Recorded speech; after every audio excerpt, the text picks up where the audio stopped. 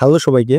সরকারি ৭ কলেজ প্রস্তাবিত Dhaka central university এর ভর্তি পরীক্ষার বাংলা ব্যাকরণ প্রশ্ন সাজেশন ২০২৫ বিজ্ঞান, কলা এবং বাণিজ্য ইউনিট আমরা শুরু করছি। পড়ন্ত বিকেলে হাঁটতে ভালো লাগে, এখানে পড়ন্ত কোন পথ? উত্তরটি হবে বিশেষণ। যে পদ কোনো বিশেষ্য পদের দোষ, গুণ, অবস্থা, সংখ্যা, পরিমাপ ইত্যাদি নির্দেশ করে তাকে বিশেষণ পদ বলে। এখানে পড়ন্ত শব্দটি বিকেল বিশেষ্য পদের অবস্থা বা সময়কে নির্দেশ করছে, তাই এটি বিশেষণ পদ। যা সহজে জানা যায় না, এক কথায় প্রকাশিত রূপ কোনটি? উত্তরটি হবে দুর্গেয়। দুর্গেয় শব্দের অর্থ যা সহজে জানা যায় না বা যার সম্পর্কে জ্ঞান লাভ করা কঠিন। দুর্বোধ্য শব্দের অর্থ যা সহজে বোঝা যায় না, তাই প্রদত্ত বাক্যাংশের জন্য সঠিক এক কথায় প্রকাশিত রূপ হল দুর্গেয়।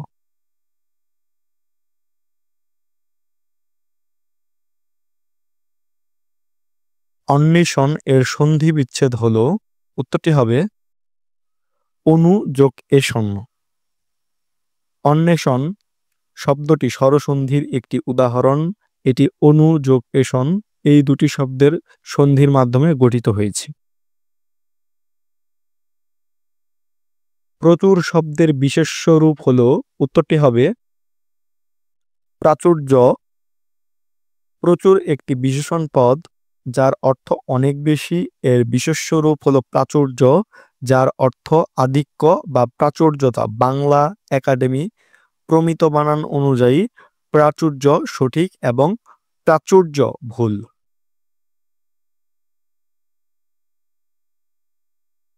অলক শব্দের অর্থ হল, উত্তরটি হবে অলক্ষ্য। অলক শব্দটি অলক্ষ্য শব্দের একটি কথ্য রূপ, যার অর্থ হল দেখা যায় না, অদৃশ্য বা অলক্ষ্য।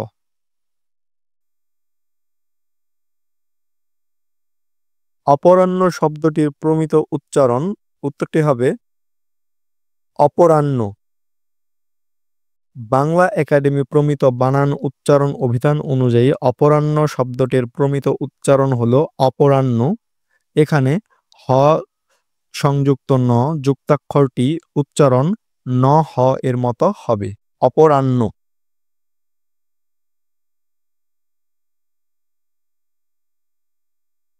এ বিষয়ে আমার কোনো হাত নেই, এখানে হাত কি অর্থে ব্যবহৃত? উত্তরটি হবে প্রভাব। এখানে হাত শব্দটি দ্বারা ক্ষমতা বা প্রভাব বোঝানো হয়েছে। যখন কেউ বলে এ বিষয়ে আমার কোনো হাত নেই, তখন সে বোঝাতে চায় যে এই বিষয়ে তার কোনো নিয়ন্ত্রণ বা হস্তক্ষেপ করার ক্ষমতা নেই। বিড়াল তপস্বী বাগধারার অর্থ, উত্তরটি হবে ভণ্ড। বিড়াল তপস্বী বাগধারাটির আক্ষরিক অর্থ হল বিড়ালের মতো তপস্বী, অর্থাৎ যে ব্যক্তি বাইরে সাধু বা ধার্মিক সেজে থাকে কিন্তু ভেতরে তার অসৎ উদ্দেশ্য থাকে, এ ধরনের ব্যক্তিকে ভণ্ড বলা হয়। লোকটা হারে হারে শয়তান, এখানে হারে হারে যে অর্থে ব্যবহৃত, উত্তরটি হবে আধিক্য। হারে হারে একটি বাগধারা যা কোনো গুণের চরম আধিক্য বা গভীরতা বোঝানোর জন্য ব্যবহৃত হয়। এই বাক্যে হারে হারে বলতে বোঝানো হচ্ছে যে শয়তানি তার চরিত্রের প্রতিটি অংশে সম্পূর্ণভাবে বিদ্যমান। কুসুমের ন্যায় কমল ব্যাসবাক্যটি কোন সমাস? উত্তরটি হবে উপমান কর্মধারয়। যে কর্মধারয় সমাসে উপমান অর্থাৎ যার সঙ্গে তুলনা করা হয় ও সাধারণ ধর্মবাচক পদের সঙ্গে সমাস হয় তাকে উপমান কর্মধারয় সমাস বলে। এখানে কুসুম হলো উপমান এবং কোমল হলো সাধারণ ধর্ম, উভয় পদের সমন্বয়ে কুসুম কমল গঠিত হয়েছে।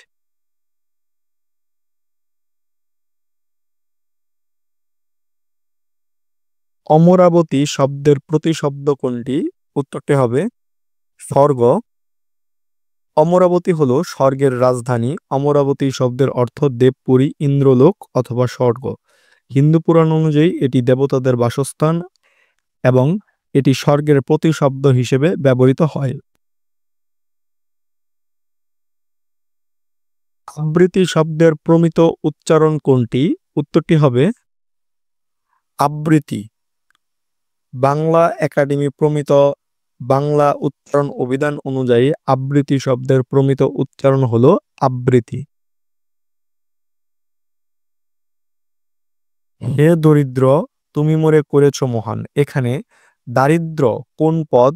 উত্তরটি হবে বিশেষ্য।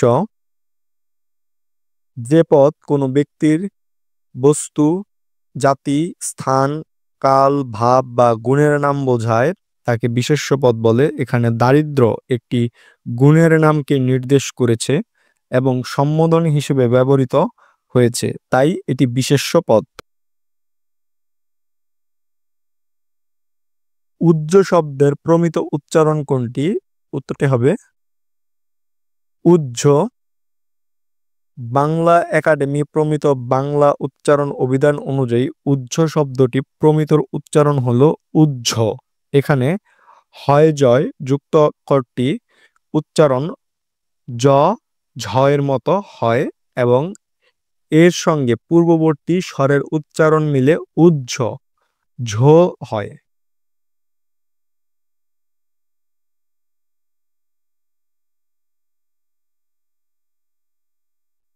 যাকে ভাষায় প্রকাশ করা যায় না এক কথায় কি বলে?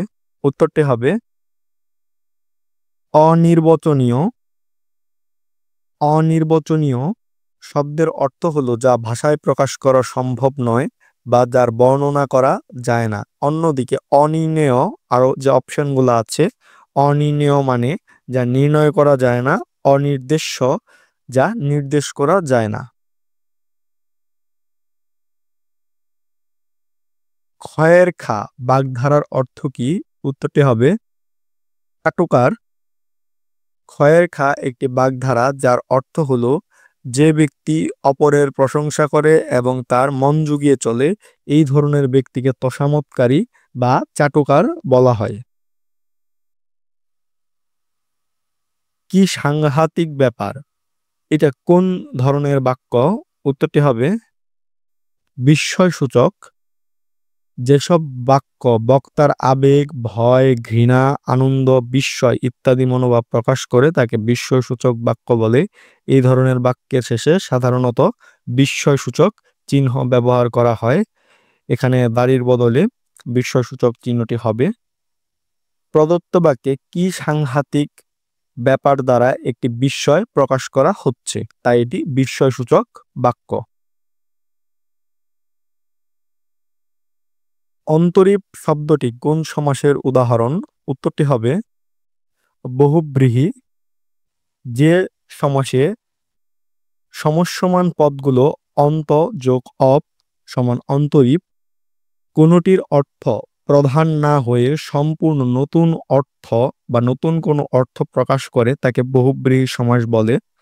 অন্তরীপ এর ব্যাসবাক্য হলো অন্তর্গত হয়েছে অবজার, যার দ্বারা একটি ভূখণ্ডকে বোঝানো হয় যা মূল পদগুলোর অর্থ থেকে ভিন্ন। পর্বত এর সমার্থক শব্দ নয় কোনটি? উত্তরটি হবে মেদিনী। মেদিনী শব্দের অর্থ হলো পৃথিবী বা ভূখণ্ড। অন্যদিকে অচল, যে বাকি অপশনগুলো আছে, অচল, আদ্রি, শৈল, এগুলো হচ্ছে পর্বতের সমার্থক শব্দ। প্রভাত শব্দটির মধ্যে প্র এর পরিচয় কোনটি? উত্তরটি হবে হচ্ছে উপসর্গ। যেসব অব্যয় বা শব্দাংশ কোনো শব্দের পূর্বে বসে তার অর্থের পরিবর্তন, সম্প্রসারণ বা সংকোচন ঘটায় তাকে উপসর্গ বলে। এখানে প্র একটি উপসর্গ যা ভাত শব্দের আগে যুক্ত হয়ে প্রভাত নতুন শব্দটি গঠন করেছে। কোন শব্দদ্বীত্বটি অধিক অর্থে ব্যবহৃত হয়? উত্তরটি হবে রাশি রাশি। সপ্তদ্বীত্ব হলো একই শব্দকে পরপর দুবার ব্যবহার করে বিশেষ অর্থ প্রকাশ করা। রাশি রাশি শব্দদ্বীত্ব দ্বারা কোনো বস্তুর পরিমাণ যে অনেক বেশি সেই আধিক্য বোঝানো হয়। অন্যদিকে হাসি হাসি যে অন্য অপশনগুলো আছে, সদৃশ, গরম গরম, অবিরামতা এবং রিমঝিম ধ্বনি বোঝাতে ব্যবহৃত হয়। নিচের কোন বানানটি শুদ্ধ? উত্তরটি হবে কথোপকথন। এখানে কথোপকথন বানানটি শুদ্ধ। অন্যান্য অপশনগুলো আছে যে নিশিথিনী অর্থাৎ রাত্রি, পিপীলিকা, পিঁপড়া এবং সমীচীন অর্থাৎ উপযুক্ত, এই 3টি শব্দের সঠিক বানান ভিন্ন। নিচের কোন শব্দটি উপসর্গযোগে গঠিত নয়? উত্তরটি হবে আসন। উপসর্গ হলো কিছু অব্যয় বা শব্দাংশ যা শব্দের আগে যুক্ত হয়ে নতুন শব্দ তৈরি করে বা শব্দের অর্থের পরিবর্তন ঘটায়। আসন শব্দটি কোনো উপসর্গযোগে গঠিত হয়নি, এটি একটি মূল শব্দ। অন্যদিকে অনিত্য, অন যোগ নিত্য, আবেগ, আ যোগ ব্যাগ এবং অবলা, অ যোগ বলা শব্দগুলো উপসর্গযোগে গঠিত হয়েছে। শুদ্ধ বানানগুচ্ছ কোনটি? উত্তরটি হবে ভৌগোলিক, শতবার্ষিক, মুমূর্মুহু। এখানে শুধুমাত্র ভৌগোলিক, শতবার্ষিক এবং মুমূর্মুহু এই 3টি শব্দই বাংলা একাডেমি প্রমিত বানান বিধি অনুযায়ী শুদ্ধ। অন্য বিকল্পগুলো ভুল রয়েছে। সমীচীন শুদ্ধ হবে সমীচীন। ইতিমধ্যে ও ইতিপূর্বে এর শুদ্ধ হবে ইতিমধ্য, ইতিপূর্ব। এবং শ্রদ্ধাঞ্জলি ও বাল্মীকির শুদ্ধ হচ্ছে শ্রদ্ধাঞ্জলি এবং বাল্মীকি।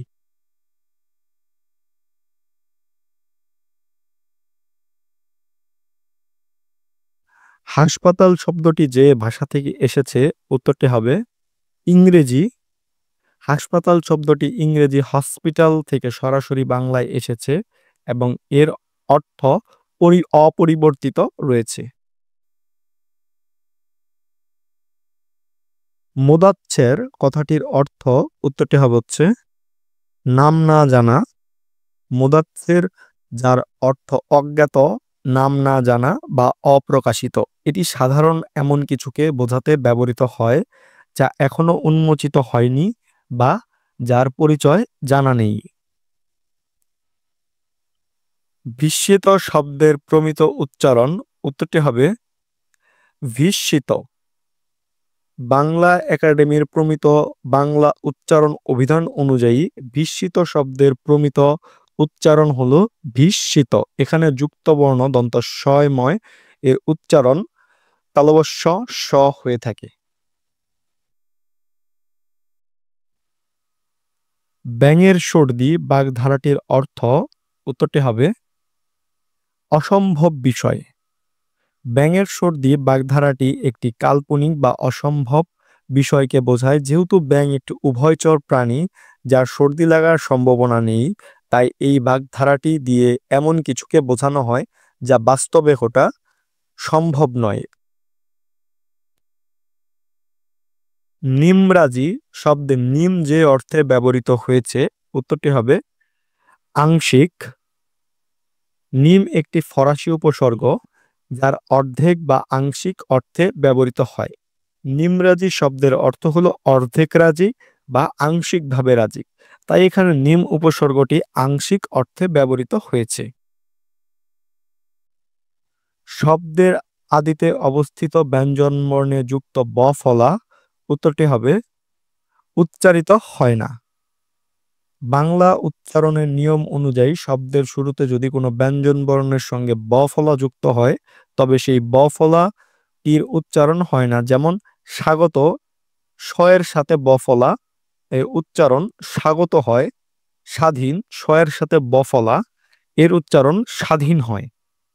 তো এই ছিল সরকারি 7 কলেজ প্রস্তাবিত ঢাকা সেন্ট্রাল ইউনিভার্সিটি এর ভর্তি পরীক্ষার বাংলা ব্যাকরণ প্রশ্ন সাজেশন 2025 এর পার্ট 1, পার্ট 2 এবং পার্ট 3 শীঘ্রই আসছে। তোমাদের সকলের জন্য শুভকামনা রইল। ধন্যবাদ সকলকে।